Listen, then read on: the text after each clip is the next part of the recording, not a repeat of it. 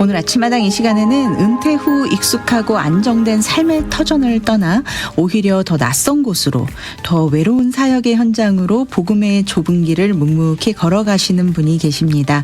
은퇴 후 2024년 3월 10일 한국으로 돌아가서 농어촌 지역 교회를 섬기기 위해 목회의 발걸음을 내디디신 이영두 목사님. 오늘 아침마당에서는요, 농어촌 목회의 현실 속에서 다시금 목회의 본질을 붙들고 살아가시는 목사님의 진솔한 이야기, 그리고 그 부르심 앞에 순종하며 살아가는 삶의 고백을 함께 나눠보려고 합니다. 이영두 목사님 지금 만나보겠습니다. 목사님 어서 오세요. 예, 안녕하세요. 저 이영두 목사입니다. 반갑습니다. 네네. 네, 저희 아침마당 청취자 여러분들과 인사 한번 나눠주시죠. 안녕하세요. 반갑습니다. 네, 목사님 저희 아침마당은 처음 네네. 출연하시는 건가요? 네네. 네.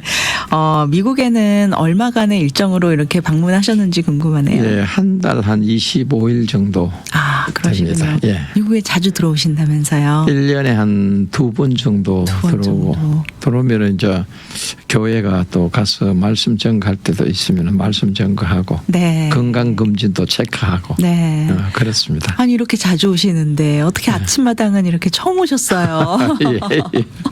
네, 반갑습니다. 자주 뵐 수 있으면 좋겠습니다, 목사님. 네, 고맙습니다. 네, 목사님께서는 미국 이민 목회를 은퇴하시고 작년 3월 10일에 한국으로 귀국하셨습니다. 미국에 계셨을 때는 어디서 목회 사역을 하셨는지, 또 지금 현재 한국에서는 어떤 사역을 하고 계시는지 소개 부탁드립니다. 예, 제가 2000년도에 미국에 왔습니다. 네. 왔고 와서 유학생으로 원래 풀러 신학교 유학생으로 들어와서 네.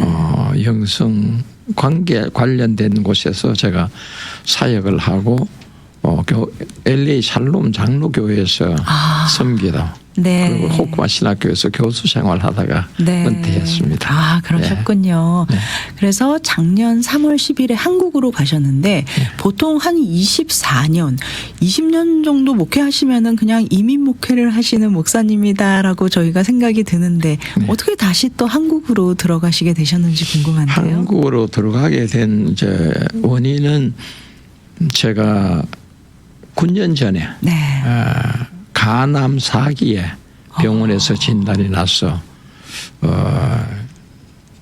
USC 병원에서 정밀 검사를 3개월 하고 네. 그리고 웨딩 리스트에서 한 3년을 기다리라 그랬는데 1년 2개월 만에 간 제공자가 나와서 간 이식 수술을 받았습니다. 네. 그때 간 제공자의 나이가 20, 30대라고 그랬어요.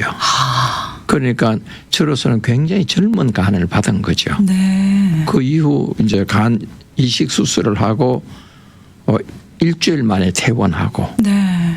그리고 완전히 완쾌되었습니다. 아, 그러시군요. 완쾌되고 나면은 결국은 그때 당시에 의사 선생님께서 하시는 얘기가 네.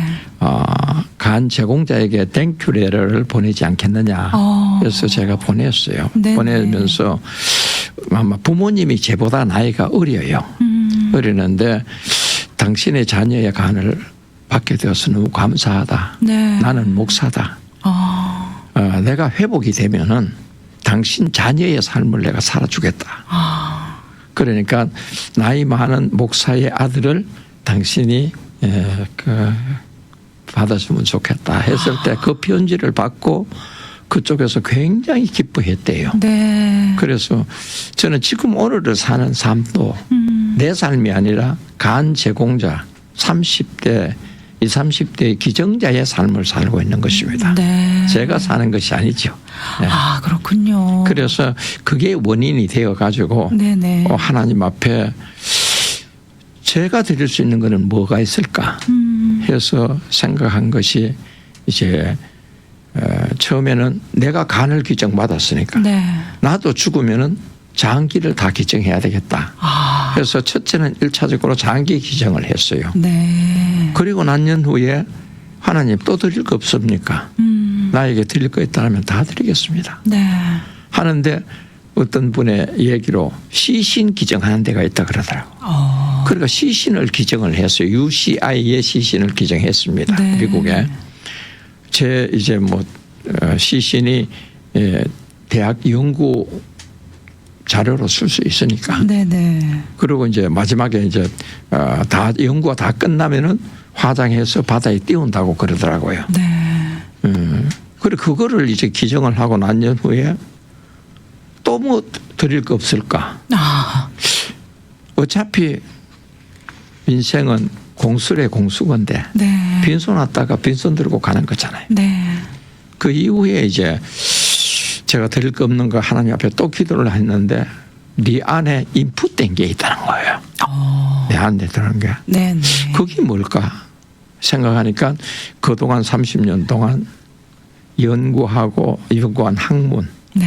또 목회 경험 그다음에 하나님과의 특별한 체험 이런 것들이 내 안에 그대로 있는 거예요. 아 이거 내가 그대로 죽으면은 이거 다 사장이 되는구나. 네. 내가 건강이 있을 회복했으니까 이 건강 있을 때에 이거 나누어 주자 하고 이제 결단을 하고 이것을 어디에서 나누어 줄 거였냐. 네. 선교지를 갈 거냐 아니면 미국에 할 거냐 하니까 미국에서는 사실 너무 거리도 먼고 또 다니기가 힘들고 네. 해서 23년도 4월에 한국에 갔는데 어떤 목사님께서 저에게 얘기하시는 거예요. 어떻게 미국에서 생활하느냐고. 뭐 미국에서 쇼사를 받고 그거 가지고 생활 잘하고 먹고 놀지. 네. 했더니 당신같이 유학 가서 박사학위 받고 그렇게 활동 잘 하다가 간기증까지 받았는데 한국에 지금 교회가 농어촌 교회가 한 2만 개 정도 되는데 네. 여기 와서 교회마다 다니면서 설교하는 게 어떻겠냐. 영적인 부흥운동을 일으키면 좋겠다. 네. 라는 얘기를 그 듣는 순간 이사야의 부름을 저는 충격을 받는 거예요. 하나님께서 누구를 보내면 누가 나를 위해서 갈 것이냐. 내가 여기 있나이다. 내가 가게 오겠습니다. 아멘. 하는 가슴에 뜨거운 전율을 느꼈었어요. 네. 4월에. 그리고 이제 5월에 들어가지고 영주권으로 그동안 있었으니까 시민권이 있어야 한국에서 자유스럽게 복음력을 전할 수가 있으니까 그래서 시민권을 접수를 했는데 4개월 만에 인터뷰가 나왔어요. 네. 이거는 뭐 아주 하나님의 개입 안 하시면 될 수가 없는 상황이에요. 그렇죠. 네. 그러니까 17년 동안 이렇게 영주권을 갖고 있다가 나이가 든 사람은 또 한국어로 인터뷰를 할 수가 있어요. 네. 그래서 이제 인터뷰도 갔는데 혹시나 싶어서 딸을 데리고 갔었어요. 네. 모르는 게 있으면 모르는 게 있으면 이제 그거 하려고. 그래서 가가지고 나는 코리안 랭귀지로 앤서를 하겠다. 오케이. 그러면 당신이 딸한테 영어로 하고 네. 딸은 내한테 한국어로 하고 나는 한국어로 딸한테 말하고 딸은 당신한테 영어로 하라 그러니까 no 하면서 탁 손을 거는 거야. 네. 그럼 딸 그러면 너는 아웃해라. 내가 직접 하겠다. 네네. 그러면서 자기는 영어로 대답하고 저는 한국어로 대답한 거야. 그런데도? 그러니까 이런 경우가 없는 거죠. 그렇죠. 요즘 같으면 네. 상상도 못하죠. 상상도 못하죠. 바로 네. 트럼프 들어오기 전이니까.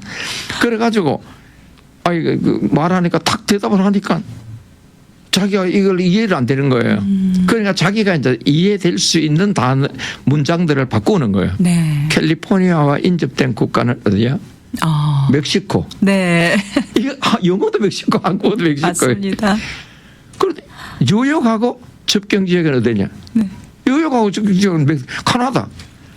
캐나다. 한국말로 지도 나로 가다라다 지도 이런 식으로 해서 물으면 한국말도 물으면 네. 한국말로 대답해보는 뭐 뜨문뜨문 이렇게 그게 뭐 물으는 게 없으니까 네. 넘어가는 거예요. 그래서 통과를 했어요. 네. 통과를 하고 15일 만에 선수식하고 그리고 그 길로 뭐 한국으로 이제 바로 나가는 예정 차별을 다 한 거죠. 일사천리였네요. 예, 이 기간이 딸도 놀래고, 네. 다른 얘기하면 그런 일이 어디 있냐는 거죠. 하나님이 하시면은 하나님께서 불가능이 없게 만들어버려요. 아멘. 그러니까 그 인터뷰하는 사람을 하나님이 압제해버리는. 네. 나는 그렇게 생각해. 네. 하나님이 딱 잡아가 는 내가 리드한 대로 가는. 저도 압도된 것 같습니다, 목사님. 그래서 이제 한국으로 작년 3월에 나가게 그렇게 되었어요. 한국으로 가시게 된 거예요. 그러면서 이렇게 정리 다 해버리고 네. 그리고 3월에 가가지고 이제 대구에 거처를 정하고 대구에. 정하고 대구가 왜냐하면 서울 가기도 좋고 또 밑으로 부산, 네. 전주, 광주 가운데 중심에. 가운데 중심지니까 대구에서 대전까지가 거의 중간이거든요. 네네. 어디든지 가기가 좋으니까 그게 정하자 해서 또 정말. 거기는 내 고향이기도 하고. 대구가 고향이시군요. 예. 네.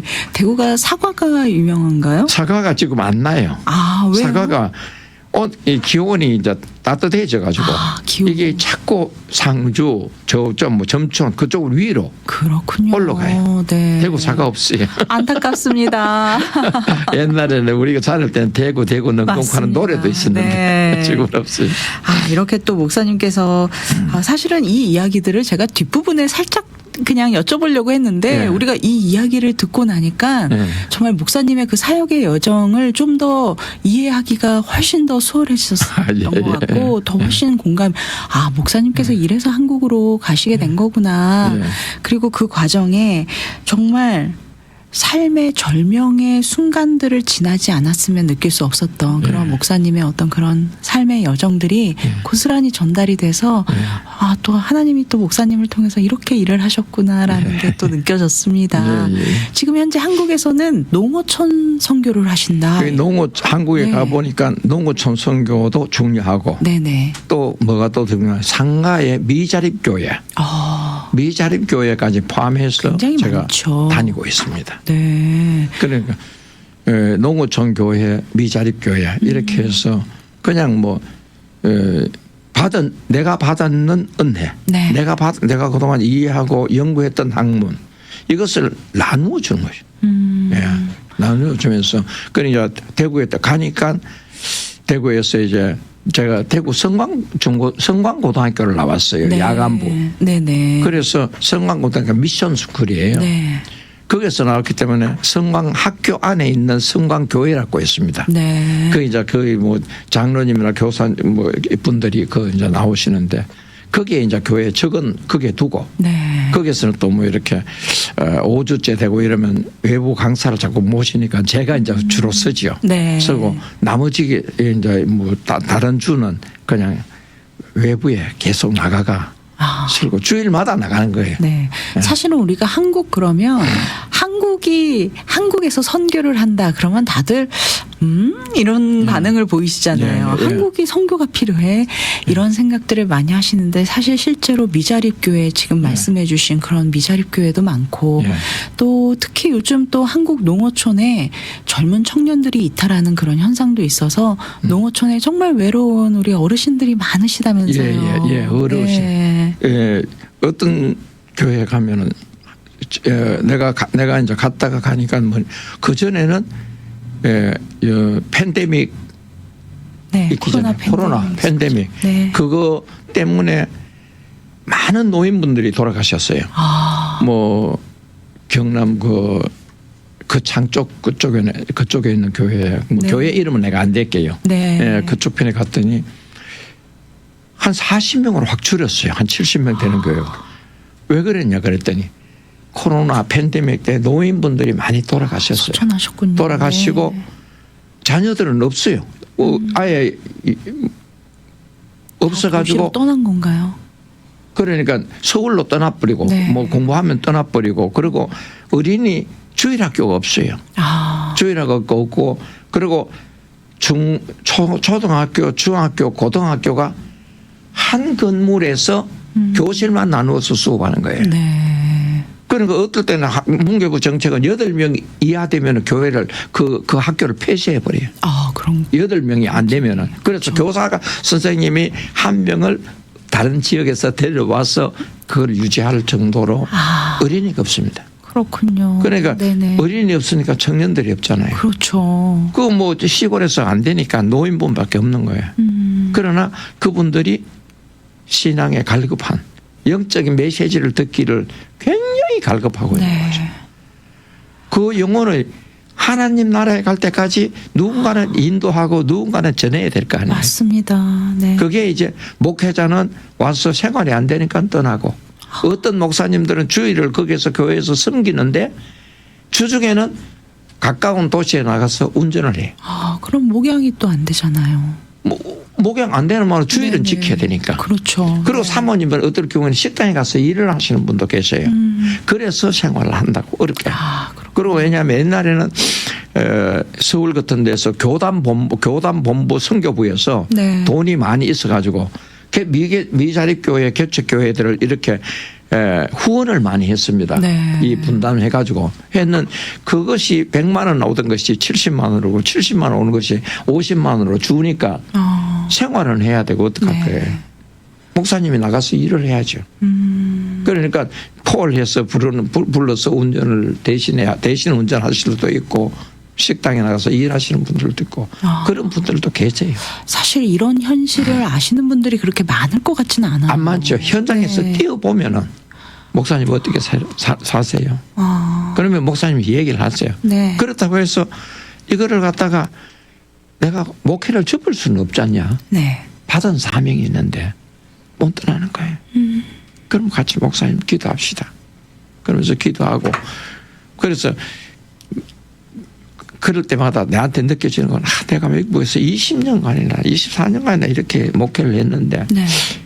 왜 내가 그쪽을 미리 내가 못 봤을까 하는 미국에서도 선교하시는 분들이 있잖아요. 그렇죠. 실질적인 선교가 어떻게 기관을 통해서 하는 것도 중요한데 그런 정말 어려운 교회가 바로 직접적으로 연결되면은 그들이 도움이 좀 되지 않겠나.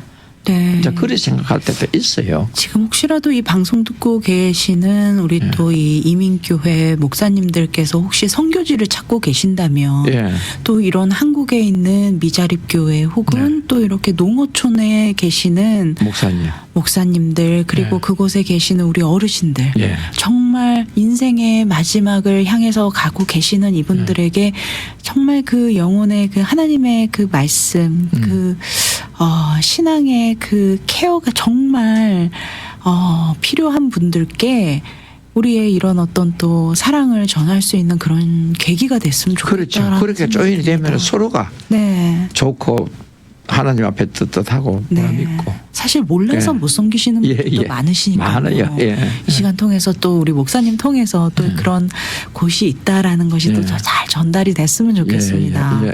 근데 목사님도 은퇴를 하시고 나면 사실 생활도 하셔야 하고 마음이 이런 안타까움을 보고 내가 이렇게 섬기고 싶은 마음도 있지만 그래도 은퇴 이후에도 삶은 계속 되어야 되잖아요. 예, 그러니까 어떻게 이제 저는 미국에서 이제 24년 동안 살면서 이 텍스 낸 게 있어요. 네. 그 텍스 내는 게 이제 소셜로 이제 받는데 제 혼자 살 수 있는 금액은 돼요. 그렇군요. 예, 그래 되기 네. 때문에 제가 이렇게 떠날 수 있었지. 만약에 여기서 월표나 받는다 이러면 못 떠나죠.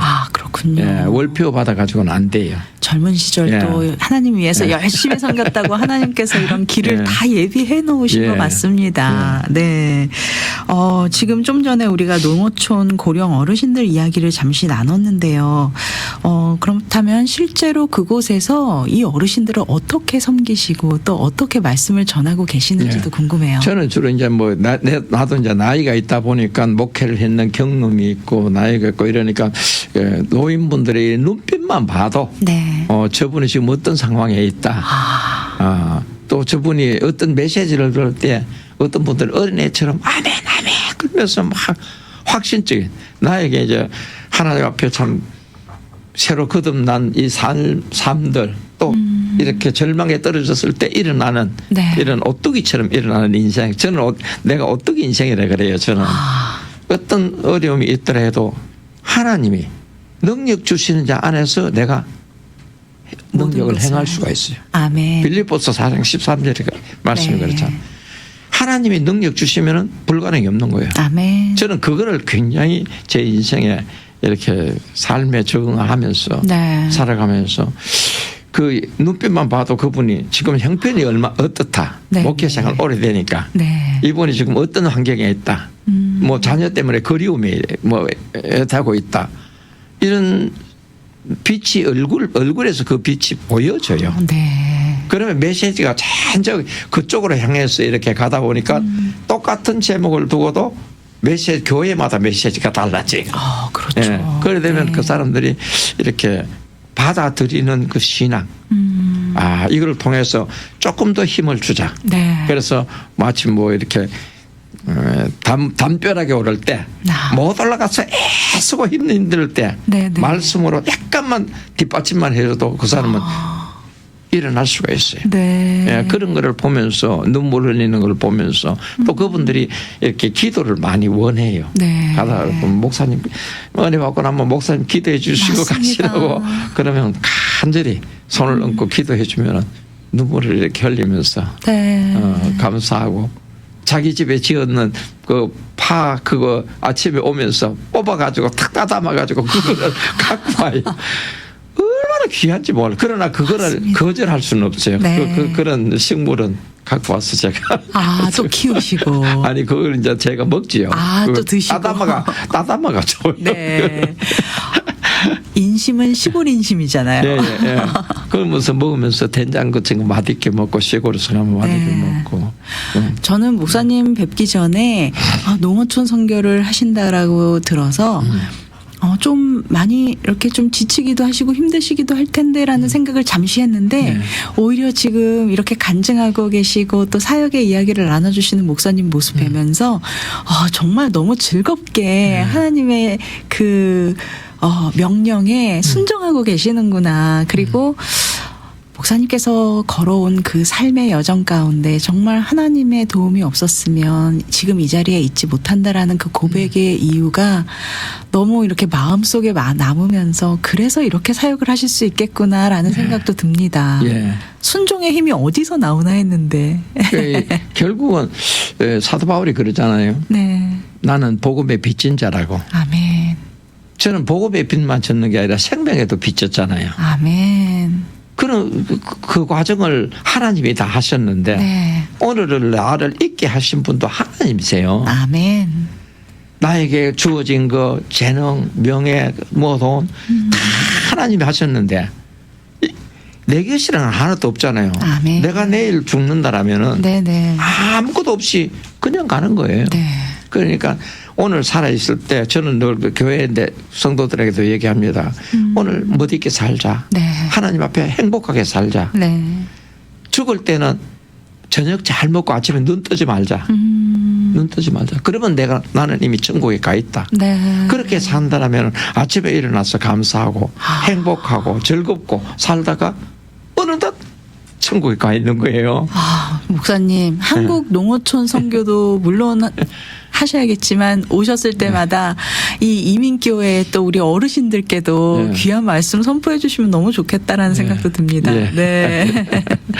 이런 위로가 또 이런 소망이 필요하신 분들이 이곳에도 참 많아요. 그럼요. 네. 네. 정말 곳곳에 우리 어르신들 정말 너무 귀한 분들이신데 연세가 드시면서 자꾸 마음이 위축되잖아요. 위축되죠. 네, 힘이 빠지고 그런 가운데 또 어떻게 보면 하나님께서 가장 그 나이 때만 알 수 있는 그 연세 때만 느낄 수 있는 또 그 믿음의 경지가 또 있지 않을까 싶습니다. 예, 맞습니다. 저희가 그걸 받아야 되거든요.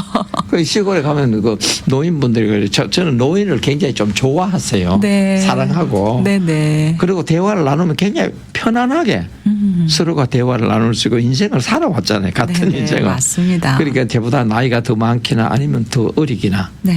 이제 그런 상태에서 대화하면 참 대화가 잘 통해요. 네. 그리고 그분들이 하나같이 뭐 이렇게 믿음이 다 성장된 것이 아니라 물론 뭐 믿음은 이렇게 계속 성장을 하고 있는 네. 과정이지만 좀 더 믿음 생활을 잘하고 하나님과 날마다 동행하는 삶. 아멘. 오늘도 하나님과 동행하고 내일도 동행하고 네. 그러면 언제나 메시지가 하나님의 말씀으로 통해서 오고 그 말씀대로 순종하고 살아가다 보면은 너무 행복한 거예요. 아멘. 내만 네. 행복한 거예요. 다른 사람도 행복. 맞습니다. 내가 행복해야 또 그 네. 행복을 또 함께 누릴 수가 있어요. 네. 오늘 우리 목사님과 함께하는 시간에 저도 정말 너무 행복해지는 시간이었고요. 목사님 건강 관리 정말 많이 정말 건강하게 오래오래 함께 해주셔야겠습니다. 그럼요.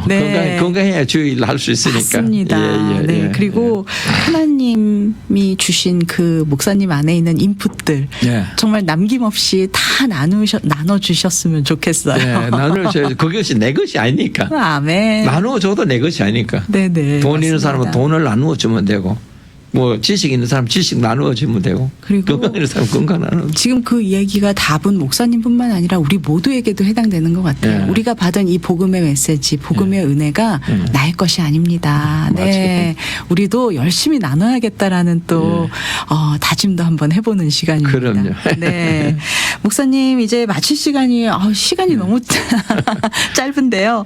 마지막으로 또 우리 미국에 계신 성도님들 또 목회자분들께 목사님께서 전해주고 싶으신 소망과 응원의 한 말씀 부탁드립니다. 네, 제가 나이가 이제 들어서 그런가 모르지만 요즘 말로 나이는 숫자에 불과하다 그러잖아요. 네. 뭐 100세 시대에 사는 사람들이 다 하나님 말씀 안에서 서로 사랑하고 복음 안에서 쫓아가고 또 선교에 관심을 가지고 네.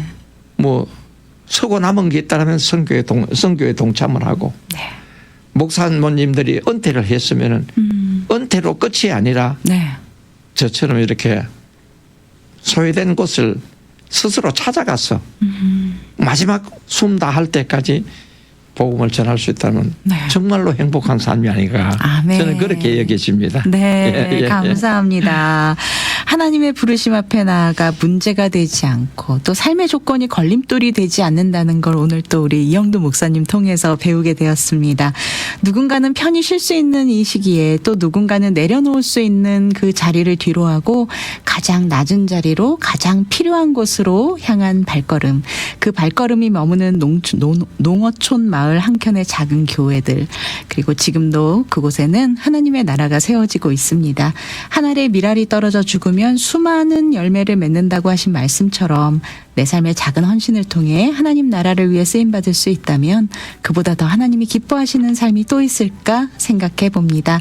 지금 이 순간에도 지구촌 곳곳의 교회들을 섬기고 계시는 모든 분들께 주님의 은혜와 축복이 함께 하시기를 간절히 기도하면서 오늘 귀한 나눔해 주신 이영도 목사님 오늘 정말 너무 귀한 말씀 감사드립니다. 네, 감사합니다.